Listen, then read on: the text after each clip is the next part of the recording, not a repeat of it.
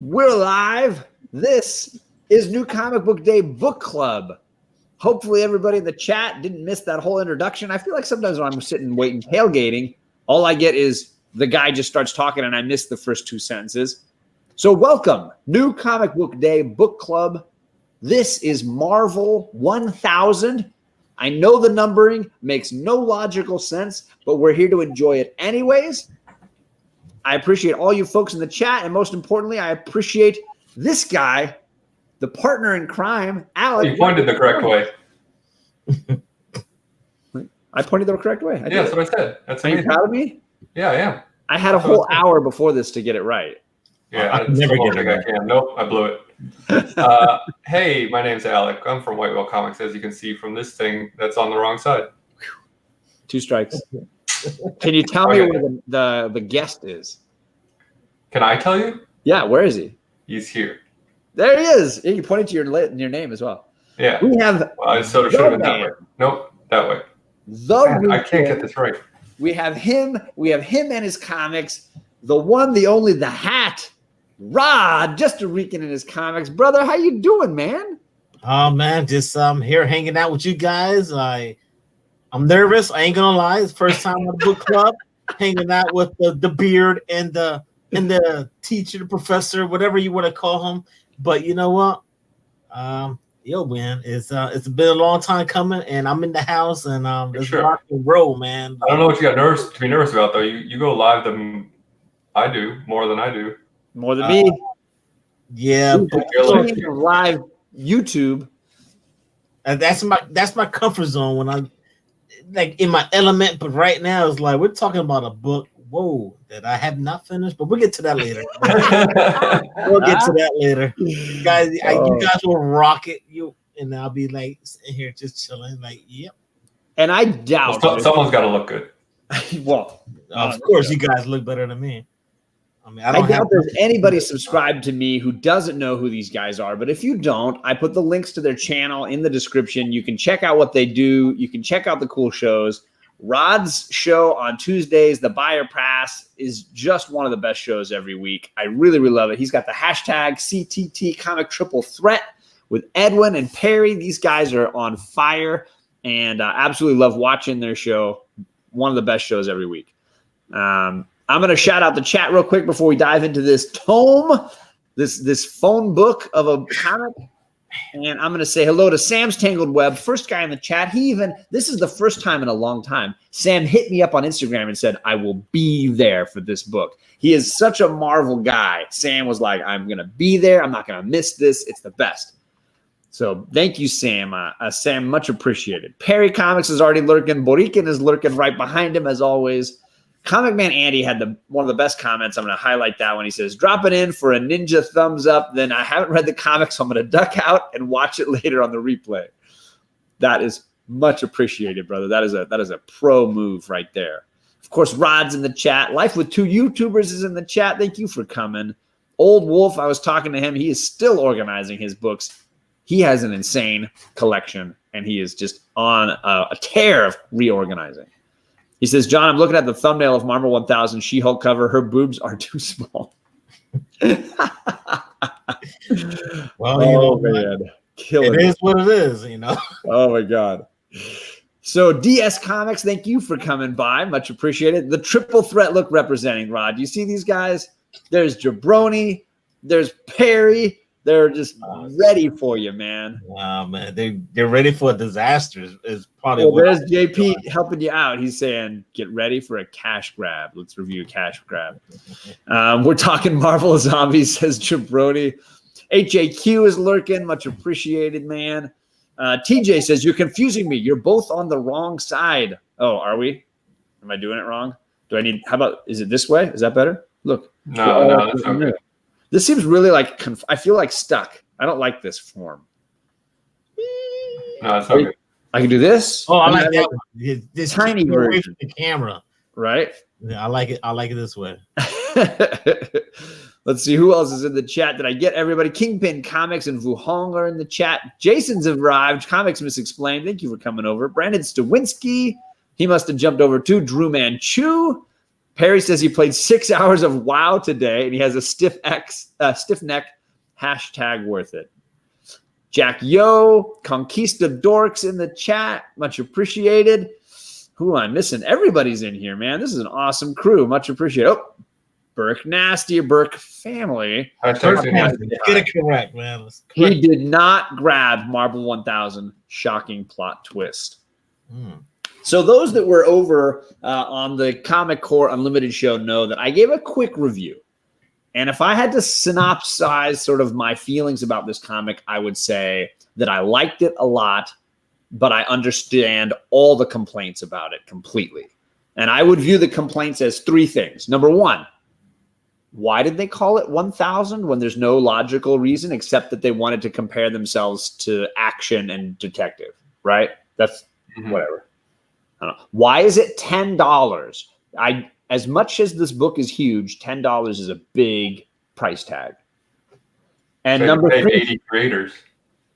And number 3 is the giant collection of people who worked on this freaking book. Holy crap! Including Kareem Abdul-Jabbar and my boy Ralph Macchio. Ralph Macchio and Kareem Abdul-Jabbar, the same 2 names that when I saw them, I was like, there's no way Alec is not going to mention these 2 guys. Kareem Abdul-Jabbar and Ralph Macchio worked on this freaking book.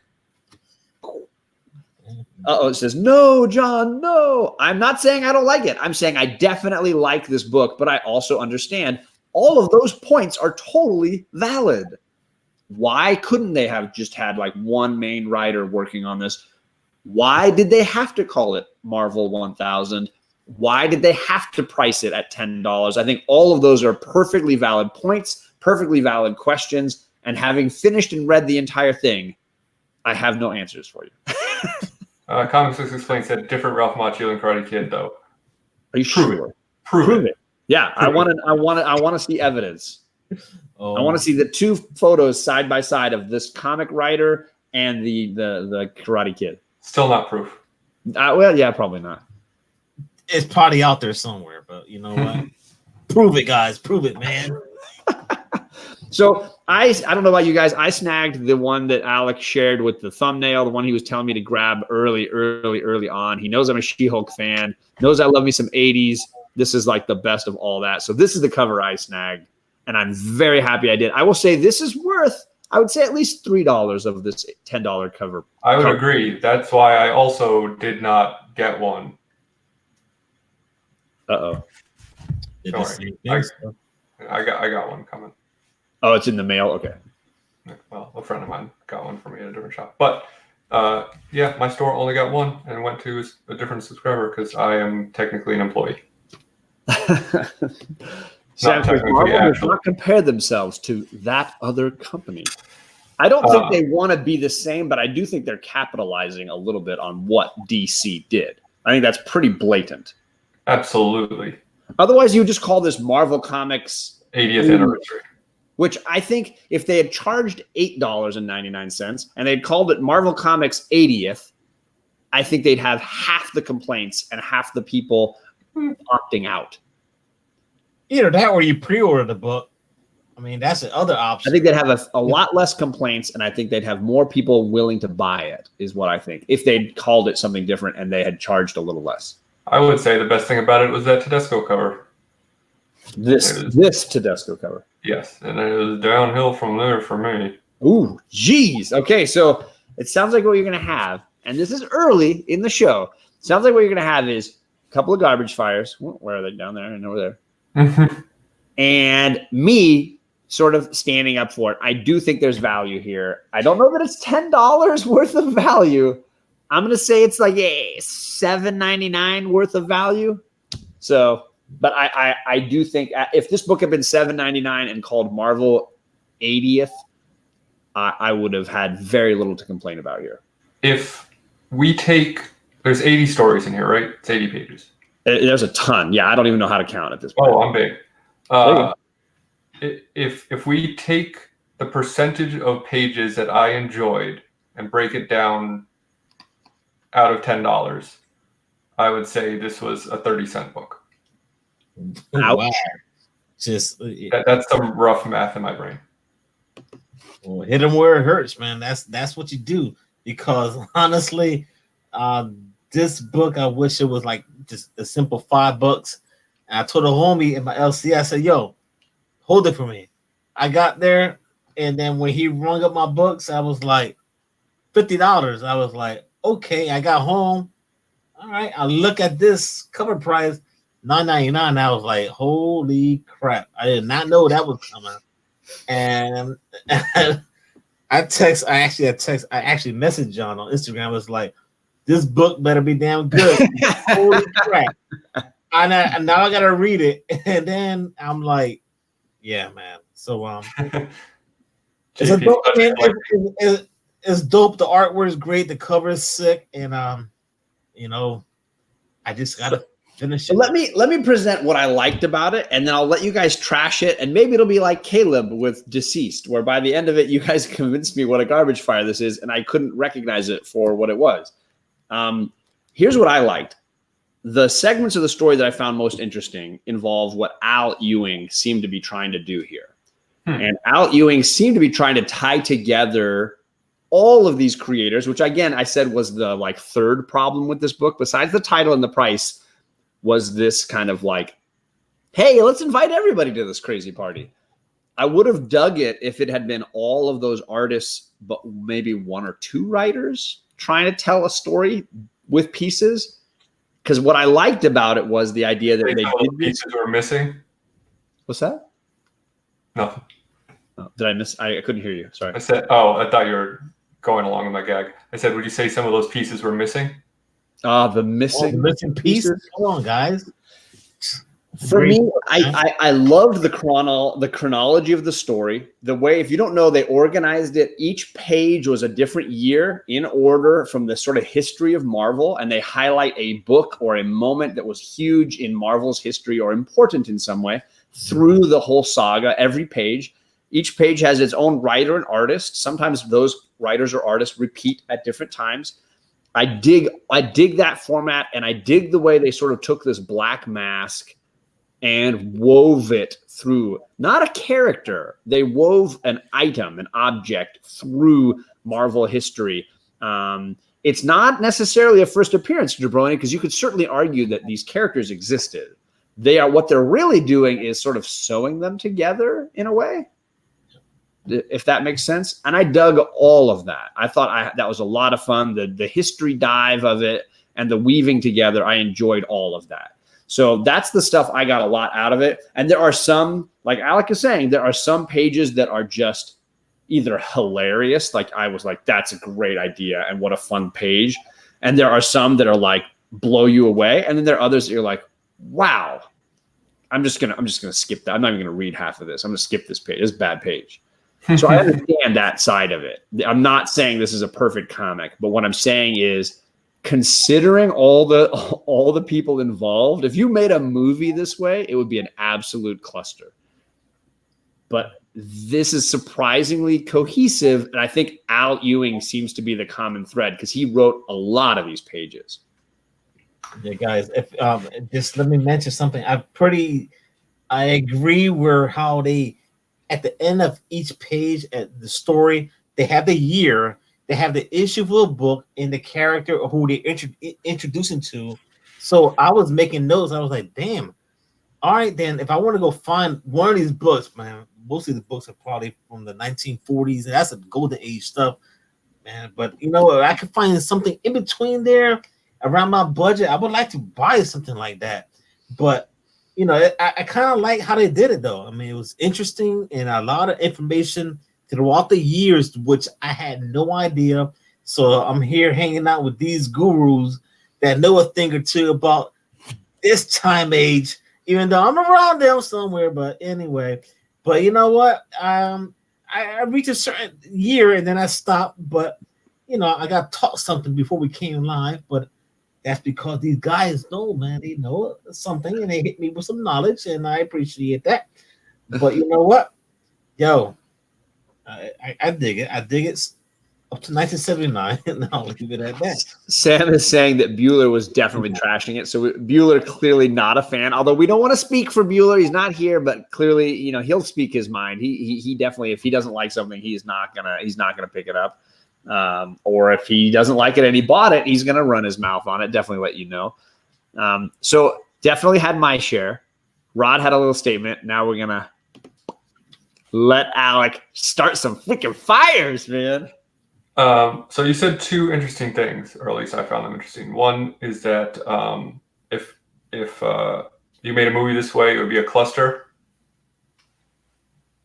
You made a comic this way, and it's a cluster. According to you, it would be.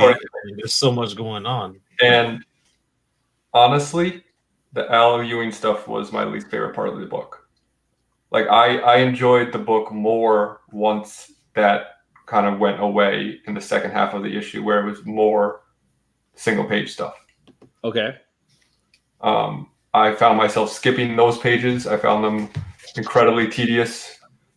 If it had been just a regular story that he wrote with multiple artists, like you said, it probably would have been good. But shoehorning all this into like these single page snippets of, I don't know, it just did not do it for me. Not in the least. There were 2 or 3 pages that really stick out to me as being like, I read them and thought, oh, that was incredibly enjoyable. And there were most that were totally forgettable and a few that were like aggressively bad. I want to use that term somewhere. Quote, aggressively bad. Yeah. If you did not buy this, do not buy this. That's my review of it. And I will say, inversely, my opinion is if you haven't bought it, wait. There will be a ton of these, and you could potentially buy these for $1, and I do think you might enjoy it. I got some applause in the chat. Well, that's because most of them didn't buy it, and they were ready just to hear that it was garbage so that they could feel good about not buying it. That's kind of the vibe I was getting from the chat, is they were like, I don't want to buy this. I want people to tell me that it was good that I didn't buy it so that I feel good about not buying it. I'm here for the people, John.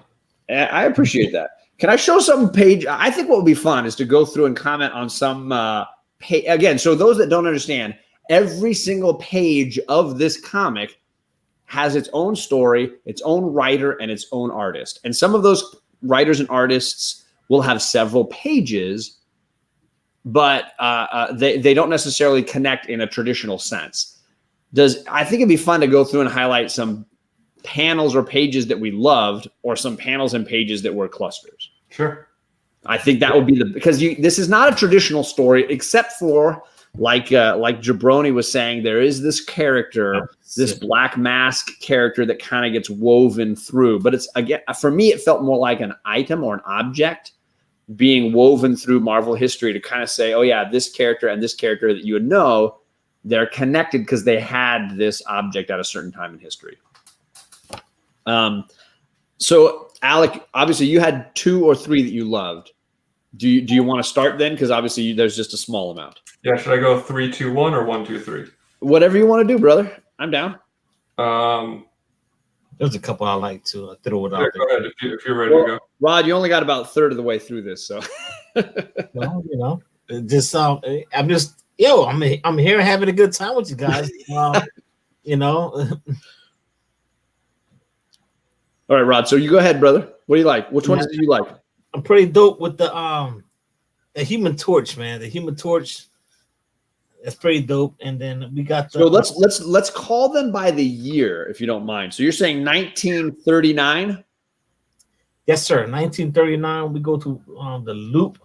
And I'll do this style, and I'll try to follow along so you can like see the one and you can talk about it. But this is the original Android Human Torch from Marvel Comics. And at the bottom, it says 1939, the Human Torch debuts in Marvel Comics #1. And they sort of recap a little bit of that character, and you get to kind of see the birth of the original Human Torch. What did you like about it, Ron? It's pretty nice, man. I just like the whole story of what's going on right there. And man, freaking put the guy in just flaming up in the damn tube. I think that was pretty freaking fire, man. Yeah, so, literally. Yeah. So how can you not like it? And the next thing you know, there it is, Marvel Comics #1. So man, if you want to try to find that book, good luck trying to find it. Yeah, good luck with that. And I'll say, for those that thought that sequence was interesting, it reminded me too of the Alex Ross series Marvels, which I thought had some great throwbacks to the early days of Marvel and some really great stuff. And yeah, I would argue the same thing, Perry. They didn't get as much hate as I think this comic seems to be getting right now. But Detective Comics 1000, Action Comics 1000, those books were given horrible reviews. I never saw anybody saying these were great books, wonderful books, buy them, they're amazing. I think in every case, these are big events that maybe might have missed the mark for most people. Incredibly dull. John, let me know when you're reading Marvels. I love Marvels, Chris Barrett. I own it. I've read it. I'm a big, big fan. It's a great read. Alex Ross, fire. Did you have another one, Rod? So that was 1939. Yeah, I'll skip a couple years, and I'll let maybe Alec probably wants to jump on and just take your time. Fill that gap, because I want to jump into a year, but not too far. But anyway, I'll let you guys take it away. No, go ahead, Rod. What was your next one? 1943. 1943. That's not that far. You didn't go that far. Let me get back here. 1943. So we talking about America, Miss America. Yeah, so that's pretty dope, man. So we got this chick. You know, we see in the pictures she's with these two females, and next thing you know, she's transferred to Earth, or like teleported to Earth, and she's hanging out with this old lady, you know, in the Puerto Rican community, Hispanic community, and next thing you know, we have, to myself, I take it as the first Hispanic woman in Marvel Comics. So right, that hits a spot to me. So that's pretty dope, man. Yeah, a little bit of fun history there. I totally agree. And that one is one of the wordier panels. It's not one that you're just going to like breeze through. So it might not be enjoyable for the average person, but I did enjoy the history of it. And again, that was something that I dug a lot. There were a lot of panels where I read it and I was like, that's a cool piece of history to see highlighted. It's not necessarily like great storytelling, but in that way, you could argue that it's more like a classic X-Men or something, where they're just highlighting an older comic. So I understand that. Yeah, it's interesting you should say that, because when the first 10 or 15 pages of this book, I thought my review of it was going to be that this feels like 80 trailers of comics that I never want to read. That's what it was. It felt like ads for books. Like, oh, here's a little snippet of what this book is about, and here's a little snippet about what this book is about.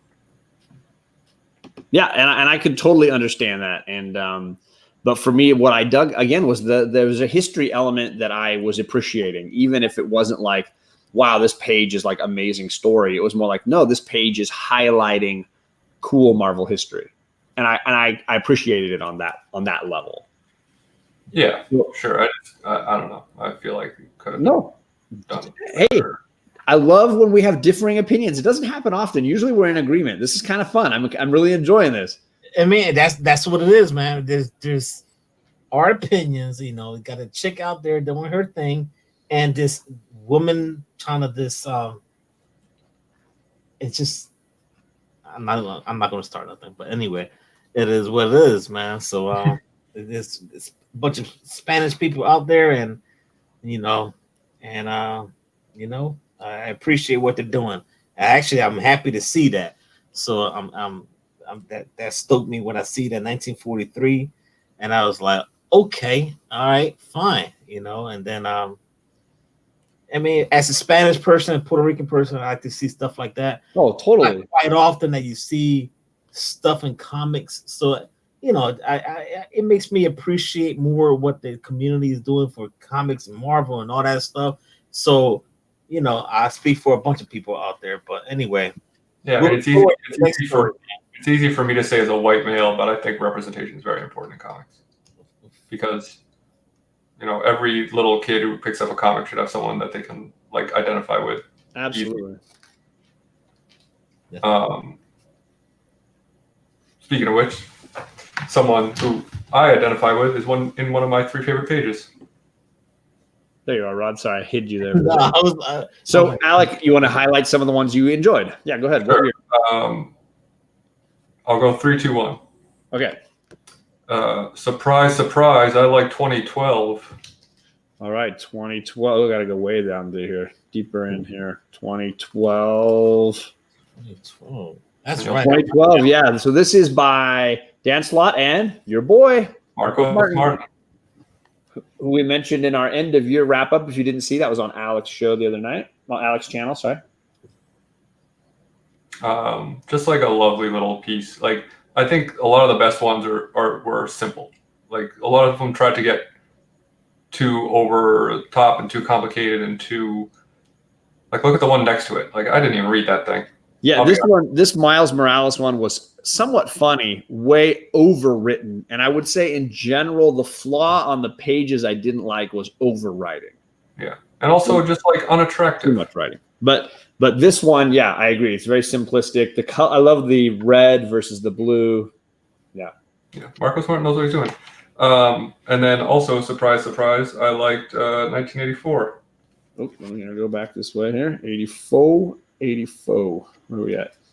84. Man, that was a good year. And I got this one is Brad Meltzer and Tedesco, another Spidey one. This one having to do with Spidey saving someone, and the woman asks, you know, what's your real name so I can name my baby after you, which of course puts a superhero in an awkward position. And my number 1 page, the character I identified with, and the first one, the first page where I was like, okay, cool, this is what every page should have been like, took me all the way until 1977. Oh, it's funny. That's one of the ones I didn't love, but okay. Are you serious? Yeah, it just doesn't fit. It doesn't fit. But it's a part of Marvel history. I understand that, and but it ruled. So I would love to talk about it. Yeah. So this is the only one that has to do with Star Wars. And for me, it doesn't fit because all the rest of it is the Marvel Universe, Marvel continuity, and then it's all of a sudden this random Star Wars page. So that was my only bug about it. It is a cool page. I don't dislike it. And it has this amazing panel right here, which is epic. But of course, yeah, 1977, my birth year, has to be Star Wars, right?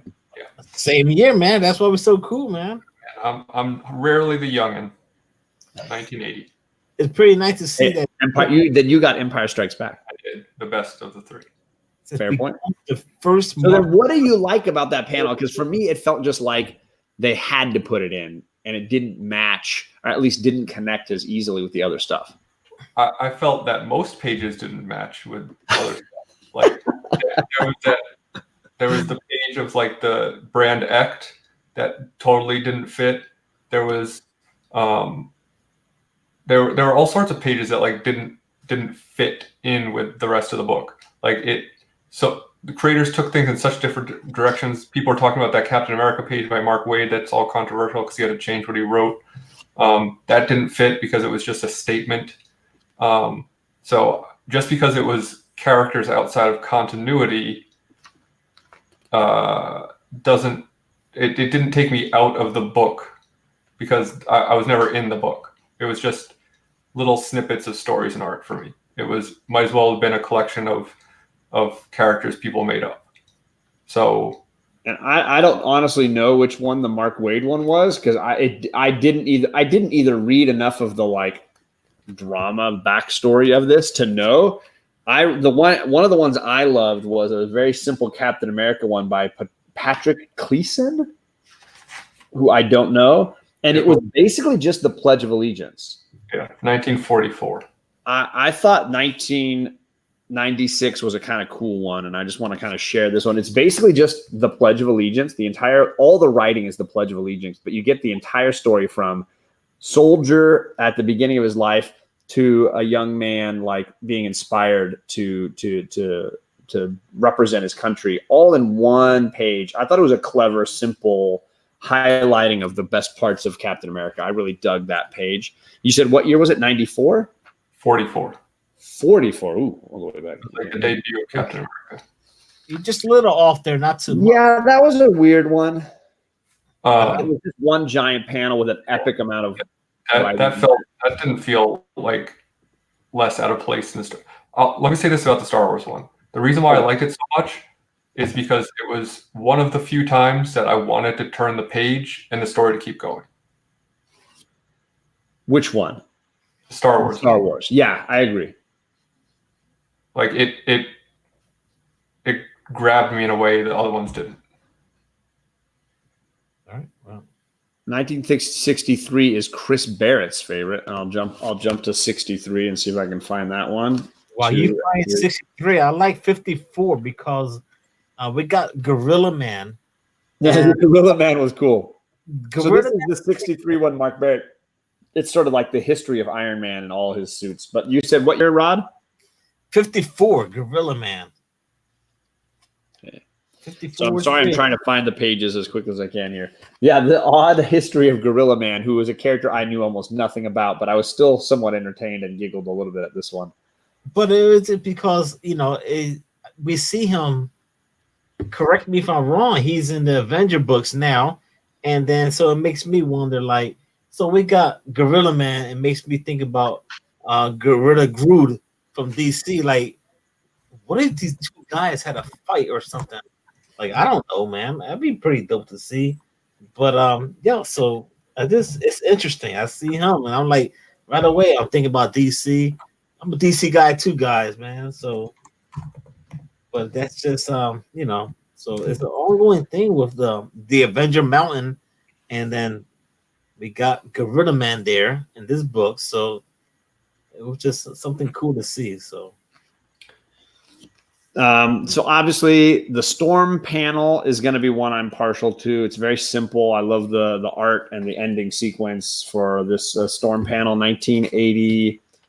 Gorilla Man is not too hot, guys. Obviously, it's not too hot. I dug that page. Again, I like the history of it, get to her character and a moment for her character where she really transforms into the Storm that people recognize and know.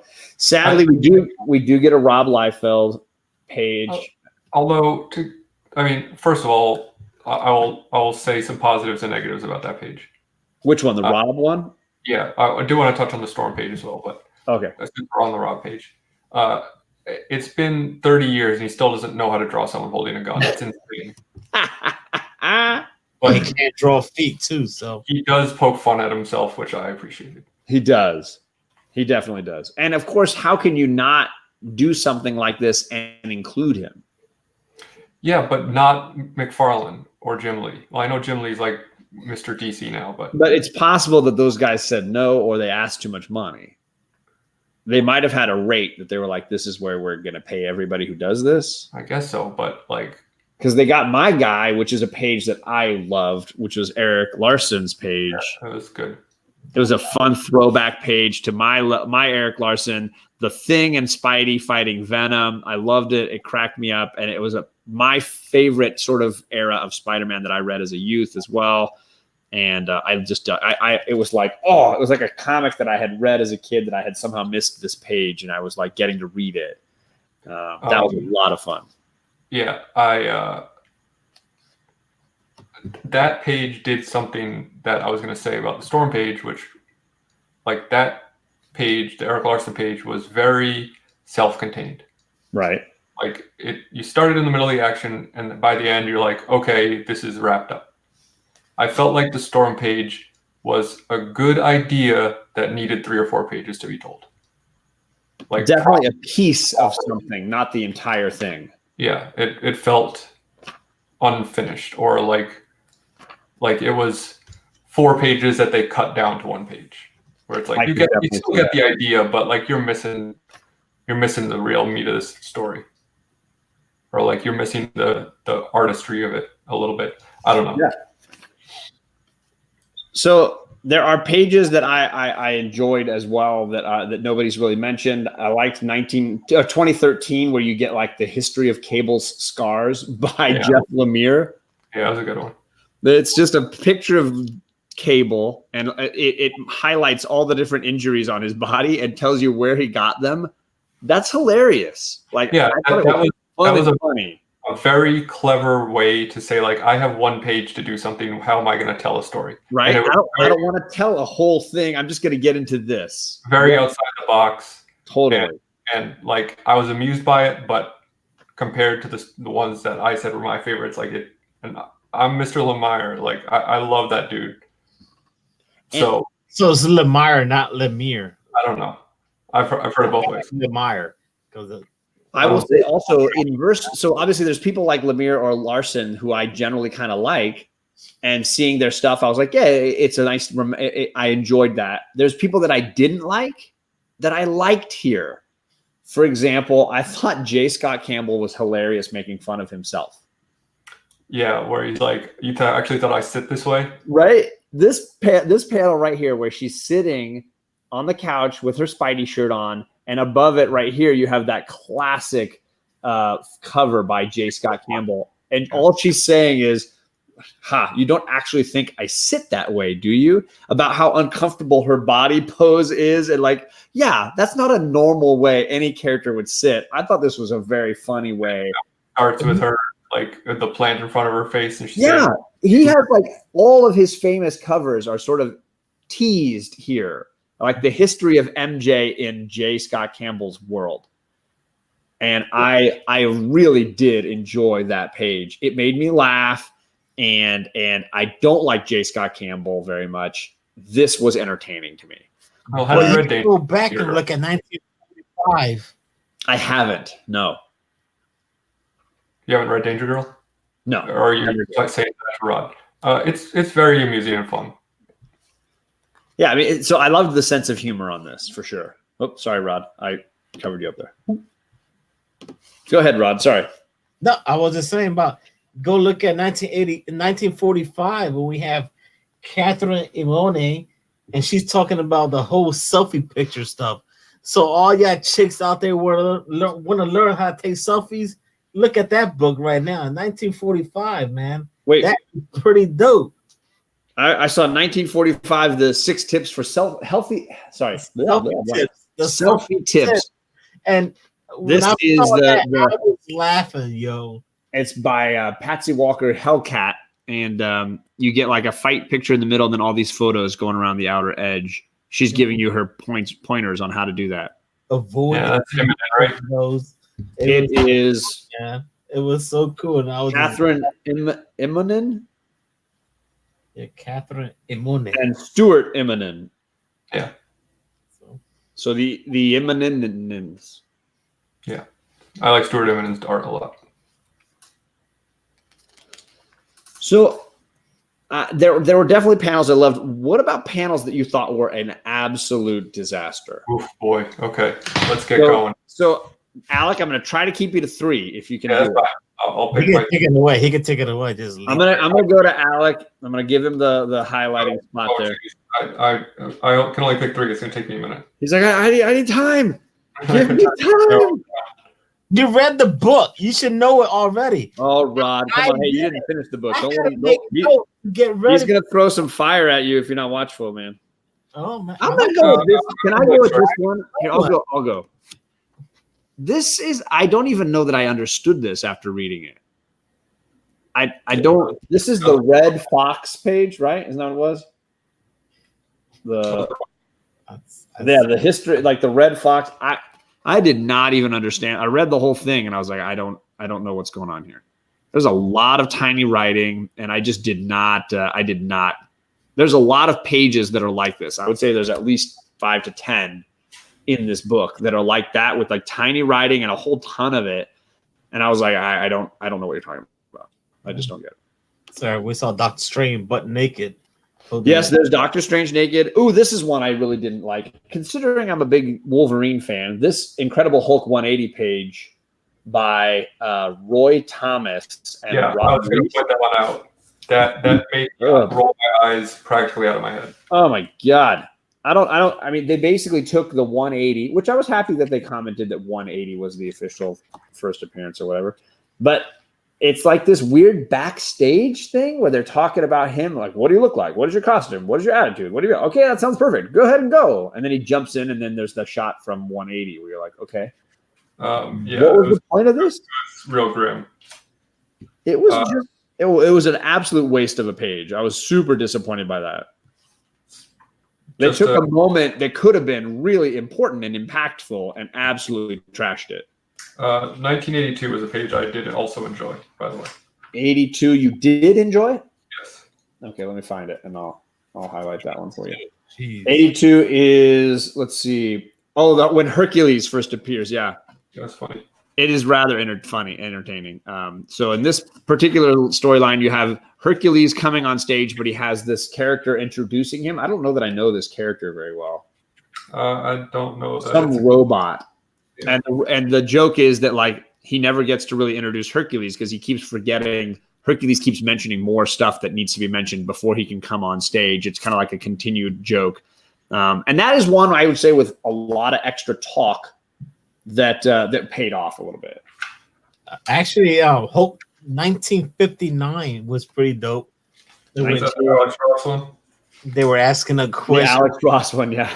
It's fire, man. That artwork is epic. For those of you Immortal Hulk fans, this is a 6-panel, very classically Immortal Hulk thing where Hulk's getting interviewed and all he does is just basically eat the microphone. Very entertaining.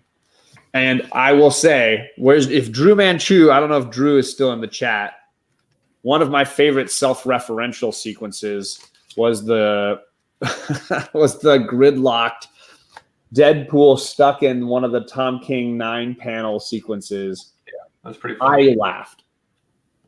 Both the Deadpool ones were pretty funny. Deadpool basically saying, "What? I hate these stupid 9-panel things. I have to feel like emotionally vulnerable now." And he goes on, and then he realizes, "Oh crap! I'm in the 9th panel. I've got to say everything I want to say." And he just starts running. All these words just start spewing out of him. It cracked me up, the whole thing. And he's like, "I hate these 9 panels. There's not enough room." And he's like, "See, I just punched somebody. They're not on the screen, but you can't see them. I just totally punched that guy." The whole thing was really, it was funny. It was a good use of the character and the framing. I thought was great. So I picked my least favorite 3. And, okay. I'm realizing now that I'm such an art snob that they're all just absolutely hideously ugly. Sure. 2006. I was almost on it already for you. Yeah. And it was, here's the part I don't like about this one. It was unfunny. Yeah. And it's Luke Cage and Jessica Jones on a talk show being interviewed with their kid running wild. And it's only 9 or whatever panels, 8 panels. JJ Kirby, a descendant of Jack. I have no idea. I wouldn't be surprised if that's why they picked him. It's the most amateurish looking. And I hate this thing that people do nowadays where they blur things to make it look like pulled focus. The digital blur, right? It's appallingly bad. They did that a bunch here. The whole page is just... I'm giving that a big old dumpster fire. Sorry. I also think they caricature both Jessica Jones and Luke Cage on that page. Yeah, but not in a good way. They're just in a bad way. I'm saying I generally don't like it. But again, I was more offended by the fact that there was all these jokes that were unfunny.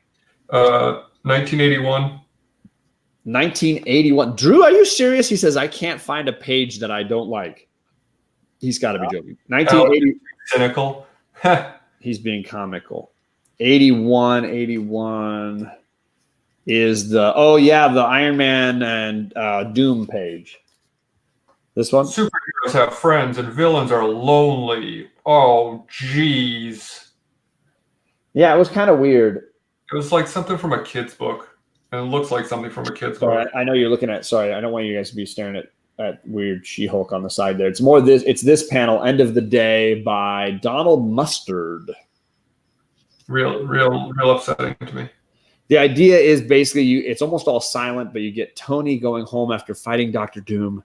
And Dr. Doom loved ones. Dr. Doom won, but who really won? Because Tony exactly. Dr. Doom goes home and he is sad. Because he's alone. And number 1, absolute worst dumpster fire. I'm giving it 4 dumpster fires. 1989. 1989. You were already close there. Let's see here. 84. 93. Oh, I went past it. How did I get past it? 80. Oh, God. Yeah. Oh, man. And I see why this is a very digital art page that looks like it's basically Jason Mewes from Clerks. Yeah, that's a bad page. I fully agree. Some random Vulture cameo, even though the page is supposed to be highlighting Damage Control receives its first limited series. They also picked some very strange points to highlight in Marvel history. Yeah, that one I don't know. They must have had a bad year that year. I don't know. That picture reminds me of when I see the guy with the long hair. It reminds me of Kevin Smith at the Secret Stash, that movie Clerks. Yeah, that's what I'm saying. Jason Mewes, his partner in those movies. Dude, yeah. Yeah. Very Jason Mewes-esque. I don't know their names like that, man. So, yeah, that's my thing. Sorry. Do you know where John went to film school? I didn't know that. Yeah. News to me. So, dropping nadas on you, John. Those are my dumpster fires. Those are definitely bad pages. I fully agree. What did you think of this one? I thought it was kind of an understated page by Chip Zdarsky. The Iron Man deconstructed page. It was cool. It's no speaking. It's just Iron Man's costume sort of peeling back through the years down to empty space. I thought that was really kind of cool. That was one that I got to, and I was almost relieved that there was no writing on the page. Yeah. My brain was like, "Oh, relax, take a deep breath, buddy. You don't need to read 1,000 words on this page. Just enjoy it." I made the joke before we went live because Rod said, like, "Oh, I didn't get to finish this book," and I said, "Oh, you didn't have 2 hours to set aside today to read it?" Because it was a trudge, man. It's a lot of reading. I'm not gonna lie. And as a fan, I still was like, wow, it's a lot of reading. I enjoyed this sort of simplistic one that Kareem Abdul-Jabbar did with Jessica Jones. No, I don't know. I mean, it wasn't complicated, but it was the best of Jessica Jones for me. Just her being a badass all day long and then going home. And this was the page the other one should have just thrown out and should have just done this. I didn't need the interview one that you shared that was so awful. I like that one better. Let's see. Mark said something that you agree with. Collect a lot. Where's he? I missed it. Mark Spector said, "Roberts, imagine you spent that amount of money toward a major key issue like Savage She-Hulk or Key Moon Knight." Ooh. Yeah. I was having this discussion with a buddy of mine today about how much we're spending on new books each week and how, because he was asking me if he got a good deal on that D23 exclusive, and he's like, "Oh, I can maybe get you one." I was like, "I'd rather spend that money on an older book." And he's like, "Well, I could say that about the money I spend every week." And I said, "Sure," and I've thought about it, but we both kind of agreed that we get a certain excitement and a certain enjoyment about going to the shop each week and about reading a book. So whatever. If you're enjoying it, don't bother changing. If you're not enjoying it, consider changing. Yeah, if it feels punishing or something in some way, obviously stop doing it. You should enjoy it. How did you feel about the Chris Claremont Through the Ages page? Obviously, I'm a Claremont fiend. Yeah, it was all right. Rod, did you get to page 2000, year 2000? Rod didn't get to 1950. No, I do want to acknowledge. Take a look at it. Page 2000. That is 1958, though. Oh, sorry. Let me get back there then. 1958. Not as Jack Kirby, sci-fi Marvel was Strange World #1. Strange World's #1, yeah. But you gotta acknowledge Jack Kirby, but we can jump to Bear Allen says, "Shocked to hear something called Marvel 1000 isn't full of meaningful stories and great art. It has some great art in it. It has moments. That's the problem, I think, though, that Alec is highlighting is that it's so uneven. Highs and lows. This is a page all basically centered around Claremont. So you get through the years, you start with the young X-Men and you whip all the way around to the older X-Men. And there's very little writing. It's very simplistic. But for me, it highlighted several great things that I absolutely love about Marvel history, all kind of on one one elaborate panel. I don't know why I needed Wolverine and Logan kind of hugging at the bottom, but other than that, I really enjoyed it. I don't know if you saw that. There, right down there. Hey, buddy. I'll give you a little massage. Just pop up behind your back, and although I see Wolverine's claws, I don't necessarily see look. I don't know where Cyclops' hands are. But I mean, I kind of dig the whole beginning with the whole Black Rider stuff, and you can fast forward, you can see some of the Black Mask and stuff like that, and I'm just like, all right, what's going to happen? I'm just like, that's where I had to stop too. I was like fast forwarding. I was like, all right, that's why I need to stop. And I don't know, guys, if there's something going on, or is something you're gonna drop knowledge on me, or Alex is gonna be like, well, you're slacking, Rod. You should know a thing or two. Man. Man. So I don't know, man. I learned time as I'm going here, guys. 1972 is the Blade panels, and I just thought it was silly and funny. It's just basically Blade. It says Monday, Tuesday, Wednesday, Thursday, Friday, and Saturday, and it shows Blade just like freaking killing everybody, blowing stuff up, fighting and then Sundays he's just sitting on the couch chilling. It just made me giggle when I read it. And again, I liked those panels that were like simple, quick, not a lot of talking. Like they just had a quick little point, and I really enjoyed it.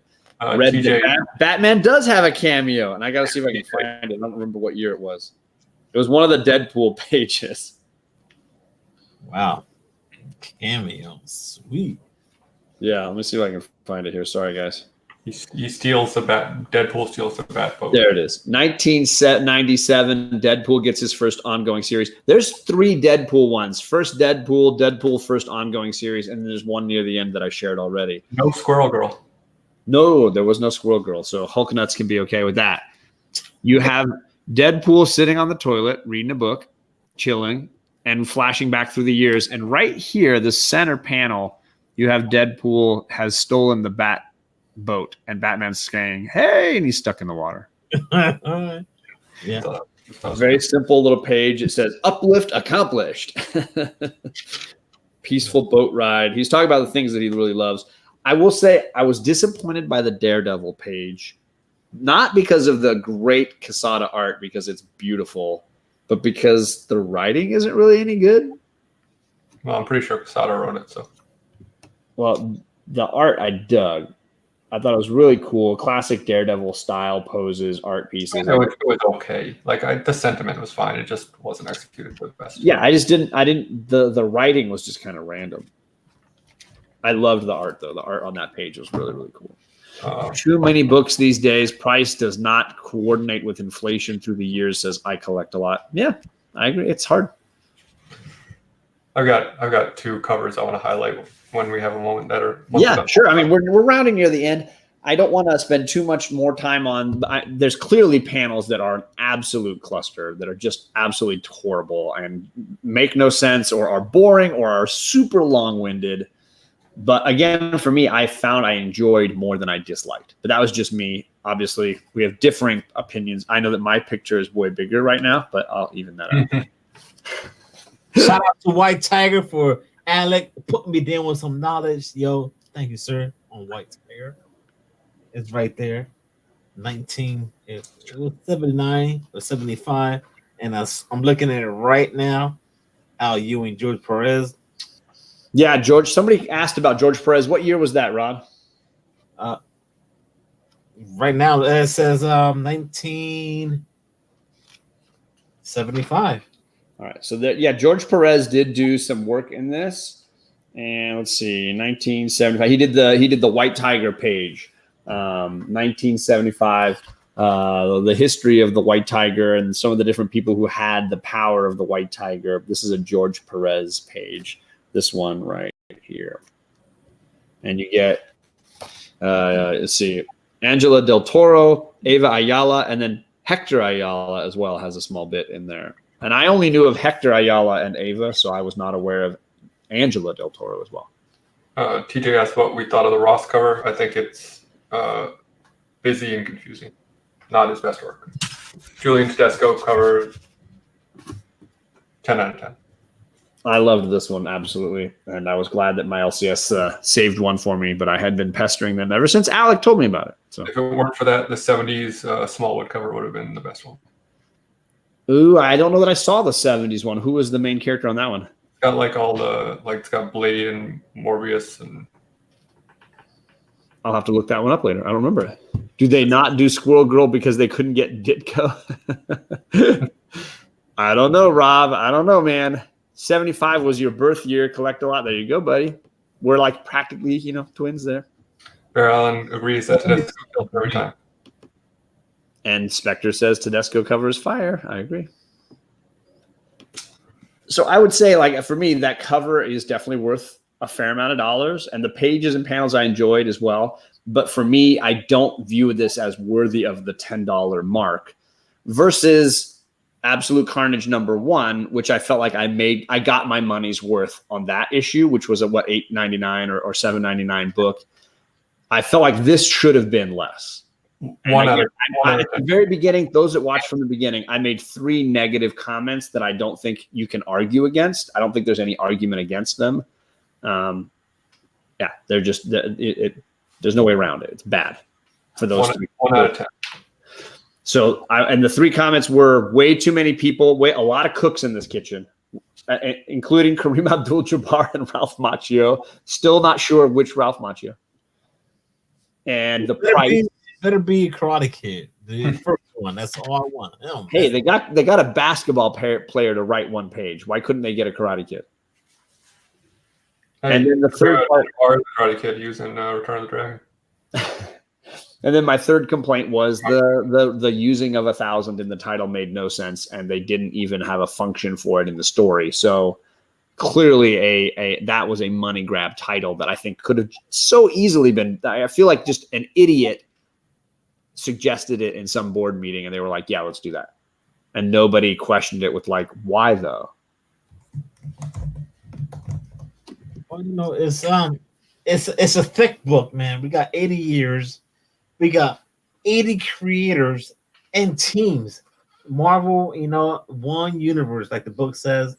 But you know what? Overall, I'll finish it. And I'm going to finish it. I have to, guys. But I want to see a Rican scale with this on Friday with you and me. Rican scale usually falls on a Thursday. But okay. You're going to be beat after tonight. Oh, you know what? If the wife says, go ahead, you can do it. But it'd be right after work, man. I'll be walking through the door in my scrubs. You're like, this book right now. Alec, you ready? Alec, if you want to jump on, we can do the Rican scale. If you want to. But that's my impersonation of Alec. But but Alec's a great person. I met him at the con. Alec's cool. We saw each other. It was just like, yeah, this is me. This is you. Three-dimensional. It's weird. And Kayla was there, and Kayla was like, "Hey!" So it was awesome to meet these guys in person. Sure. Caleb was around more in the chat. I think he moved or something. So I missed the Smurf. So I don't know. He's been busy lately. I will hope to get him again more on the online because we do miss him. Yeah. Yes, so I can't decide if Drew is being sarcastic because he generally is saying positive things and he usually doesn't like Marvel stuff like this. I'm waiting for his like Comic Core review show to drop for this book because he's been great. If you don't know Drew Manchu, he's got a great channel, but he's also been dropping some really amazing reviews on the Comic Core channel lately. You should definitely check it out. Constantly dropping stuff. Constantly. I don't understand this. 2 best DC twice over in one book. I don't understand what that means. The best DC twice over in one. It is better than DC twice over in one book. I don't know. The Del Otto cover. I don't know the Del Otto cover, TJ. Oh, jeez. You know that one, Alec?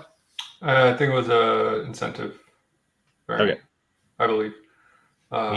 He knows it. 40s variant with Captain America was pretty nice too. Oh, sorry, Mark Spector. He wants to see the year 1987, and I'm sorry that we did not see that comment earlier.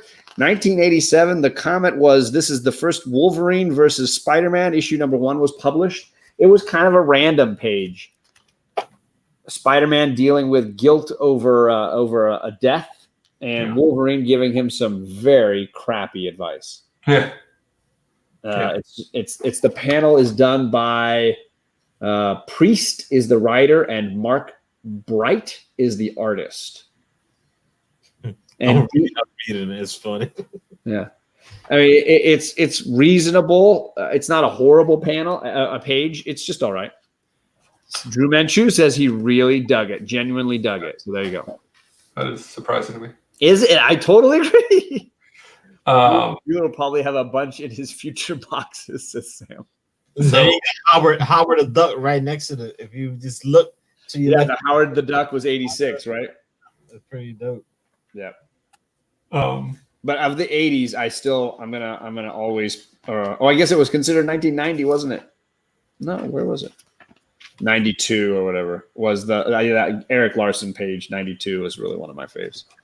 But again, it was nostalgia for me. It was not because it was like amazing. It was I legitimately felt like it was a page right out of an Amazing Spider-Man I hadn't read for some reason.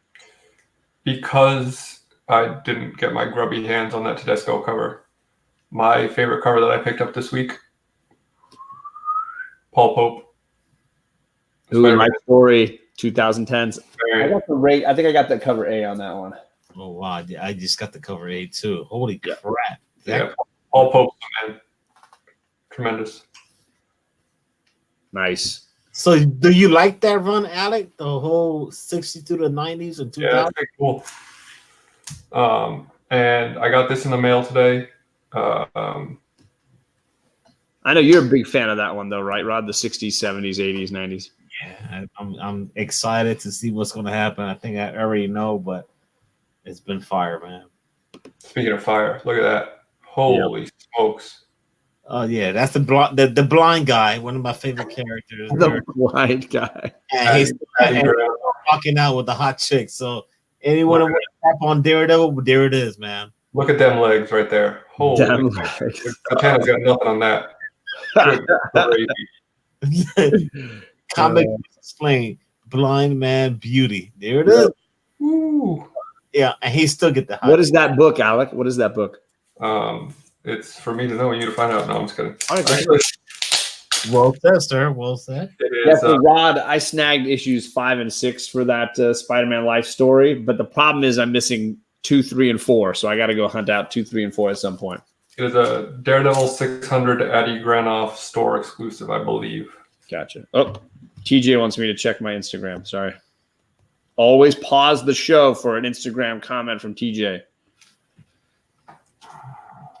This is his Del Otto then. Oh, sorry. I should probably make my camera a little bigger. And then we'll go to you, Alec, I promise. Second. There it is. It's pretty cool looking. Hard to argue with that. Love a good Daredevil cover. And then, sorry, Alec, where's your ladies? Ooh. That's hot fire. I have to stop holding it. It's burning me. It's so hot fire. Daredevil gets the chicks, says Sam's Tangled Web. Enough said, man. That's funny. Yeah, I haven't read the Spider-Man life story final 2 issues because I have only read the first issue, so I need to read the. So you need 2, 3, and 4? 2, 3, and 4 are the ones I'm missing. I've got 1, 5, and 6. 2 is the big one to get. So why is that? Is that the expensive one? Yeah, it's the first appearance of the Black Goblin. The Black Goblin. All right. Well, then I'll have to. I'll hunt down 2. If I have doubles, I'll double check. They do have subsequent printings, though. So. Yeah, I saw a second printing of issue 3 at my shop, but I was like, I'll keep an eye out and see if I can get some first printings. I think it'll be a real nice trade to get.